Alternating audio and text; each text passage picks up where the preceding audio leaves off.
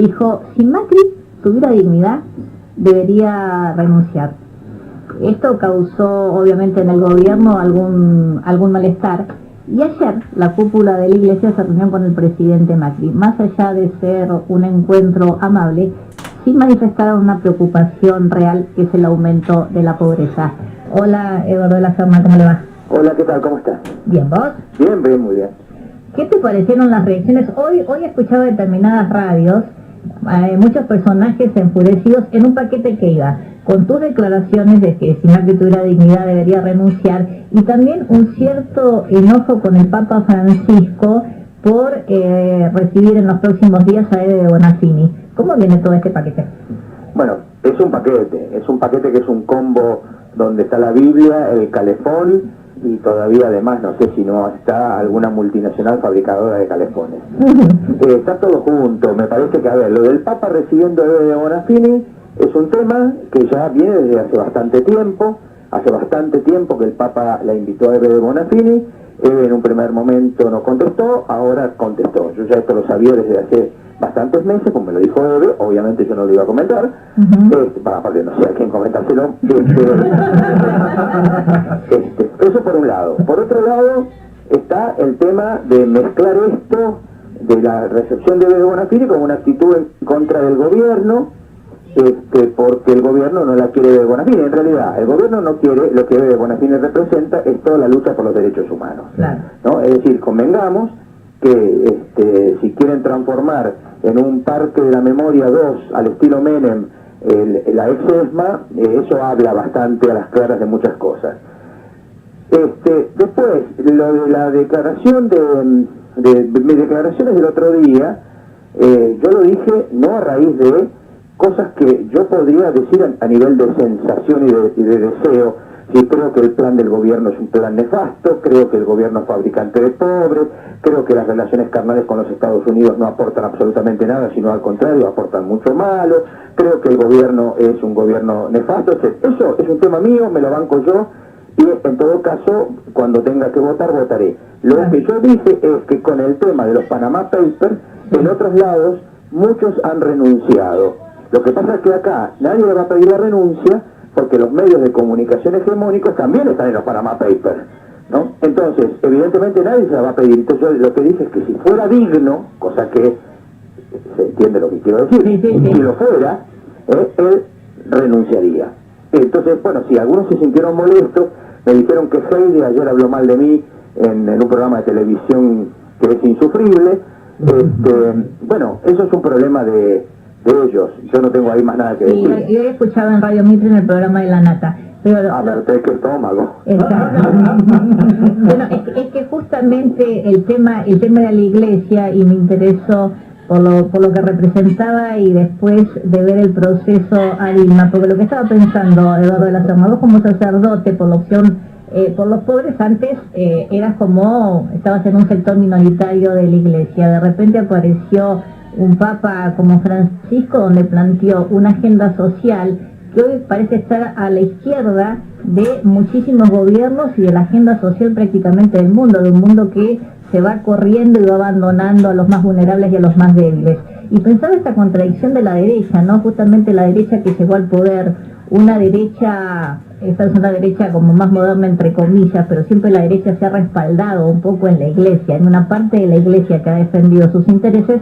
Justamente a esta iglesia le empieza a pesar tanto un papa como Francisco y su agenda social, o sacerdotes como vos que plantean justamente una sensibilidad social que el gobierno carece.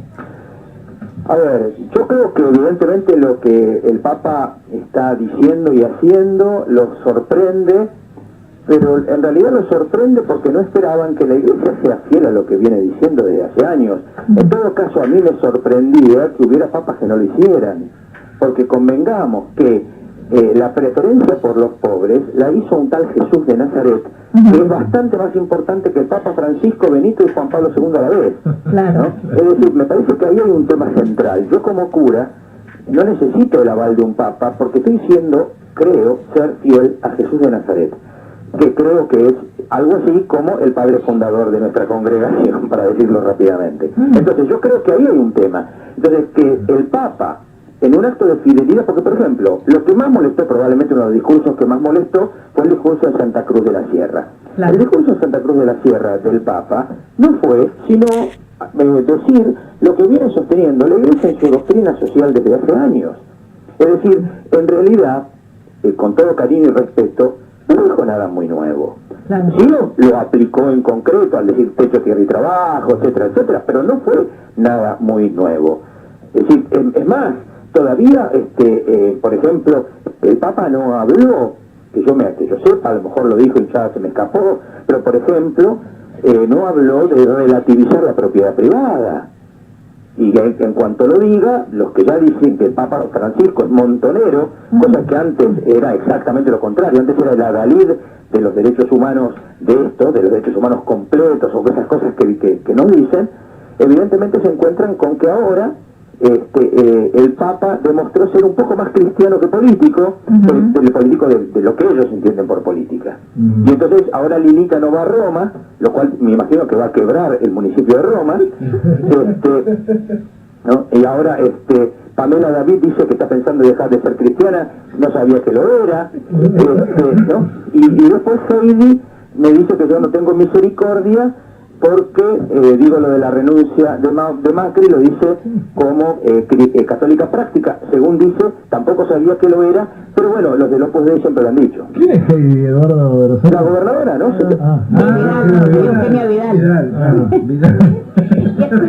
Y escúchame, Eduardo, estamos hablando con el sacerdote Eduardo de la Serna. ¿Y qué te parece, ya más o menos lo dijiste, pero qué te parece un gobierno que finalmente a escondidas recibe a Pando y que al mismo tiempo Marcos Peña habla de la gente, no se sabe qué gente que está ofendida e indignada porque el Papa recibe a Edo Bonaccini, y Edo Bonaccini aparece con todos los calificativos, digamos, de su historia, con los equívocos o no que puede tener cualquiera, pero desconociendo una condición fundamental por la que Edo Bonaccini va a pasar a la historia de este país, le pese a quien le pese. Es justamente una de las fundadoras de las Madres de Plaza de Mayo y una de las grandes luchadoras por los desaparecidos en este país. Bueno, a ver, también son muchas cosas, porque por ejemplo, la historia es algo que desconocen, por eso cambian los billetes con animalitos. La historia es algo que cuanto más, porque la historia también es ideológica, y como hay que matar todas las ideologías, porque hemos vuelto a la muerte de las ideologías y a el fin de la historia, ahora tenemos que dejar que todo pase, ¿no? Y todos aprender a ser felices con Cerezo y a respirar con la Saibaba. Lo que pasa es que evidentemente me parece que no pueden entender la historia, no pueden entender las luchas. Uno puede decir cosas de Eve no ha sido la persona más tolerante de la República, y Marcos Peña, hablando críticamente de Eve de Bonafini, debería cambiarse los pañales antes de hablar así de Eve. Debería cambiarse los pañales. Me parece que, pero bueno, a ver, convengamos que nos están acostumbrando a su diarrea verbal miembros de este gobierno. Es decir, si el ministro de Trabajo dice que no hay crisis del trabajo, el ministro de Educación dice que no hay crisis de las universidades, el presidente del Banco Central dice que sabemos que estamos siendo mucho más felices porque los dice el mercado, ya entendemos a dónde va cuando van a hablar de pobreza cero. La pobreza cero va a ser porque la van a seguir negando. Y entonces, bueno, evidentemente de eso se trata lo que estos señores pueden hacer, más de eso no les da. Y Eduardo, justamente vos que estás al lado de los pobres, de la gente que realmente sufre en este momento, ¿ves una situación social deteriorada? ¿Ves un aumento de la pobreza? ¿Ves un aumento de la vulnerabilidad? A ver, la situación evidentemente ha cambiado notablemente, porque hemos cambiado, ellos ya lo habían anunciado. La pobreza evidentemente está preocupante, y es se pueden notar en detalles concretos. A ver, mencionando algunos. Uno que es evidente, que es el que más marketing tiene, ha aumentado notablemente la cantidad de cartoneros en los barrios. Antes uno veía un cartonero por día, ahora se vende a 5 y a 6 o más. Ha aumentado también la gente que visita las cáritas parroquiales, por ejemplo. Ha aumentado los comedores, ¿no? Los comedores más depende, porque por ejemplo nosotros en la parroquia tenemos un comedor, no da para más, así que en ese sentido no tenemos más posibilidades pero sí los comedores en las escuelas. en las escuelas han aumentado la cantidad de chicos que van a comer y a su vez ha disminuido la cantidad de comida. Vos mirás, por ejemplo, los menús, entonces te dice arroz primavera, y arroz primavera es arroz con zanahoria, porque con colorcito siempre queda mejor, Claro. ¿no? Porque con colorcito naranja, porque amarillo queda feo, queda demasiado evidente, entonces hacen unos lindísimos arroz primavera para los chicos, porque de carne no hablamos, ¿no? Claro. Todo ese tipo de cosas son cosas que lamentablemente vivimos a diario en los barrios, por supuesto, cosas que negarán, que niegan la historia, como ya te digo, y entonces de eso seguiremos viviendo un tiempo más a la espera de que alguien sea digno y le pida un poco más de dignidad a alguien. Eduardo, Claudio Villarroel te saluda. Hola, ¿qué tal, Claudio? ¿Cómo estás? ¿Sabes que los estaba escuchando atentamente el diálogo que tenías con Bernarda? Y hay un caso a mí particularmente que me duele mucho, con todo lo que dijiste también es durísimo.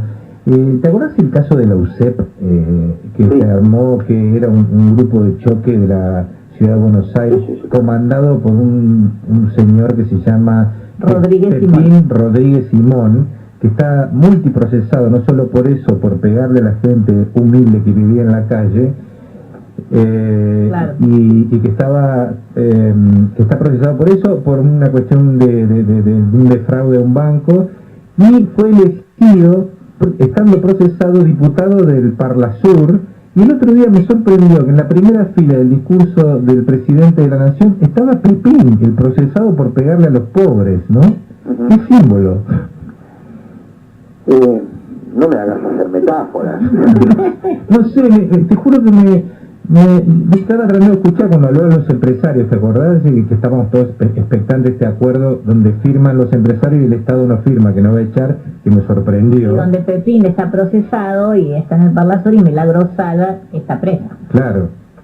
Bueno, lo de Milagro Sala nosotros ya hemos hablado bastante, e inclusive probablemente hoy hagamos pública, lo podrán ver en el Facebook en un rato, una carta abierta a Milagro Sala. Ajá, muy bien, vamos a seguir el Facebook. Bueno, la verdad que te agradecemos mucho, me encanta la vehemencia, y lo voy a decir, los huevos que tenés para decir las cosas que decís.